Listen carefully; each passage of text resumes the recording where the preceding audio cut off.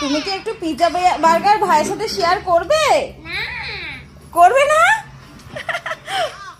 কেমন খেতে? আস্তে আস্তে গুড্ডু আস্তে। আচ্ছা না, এই চামচ দিয়ে খেতে হয় না, এমনি খাও। আচ্ছা ও একটুখানি খাবে। এটা কিন্তু চিকেন পিৎজা, চিজ দেওয়া আছে। তোমার জন্য কেক চলে এসছে। বাহ, এই স্পুনটা দিয়ে এরকম করে গুড্ডুর জন্য। এই তো গুড্ডুর ঝাল লেগেছে, আমি হাতে করেই খাই দিই সোনা বাবাকে। এই দেখো, এই দেখো।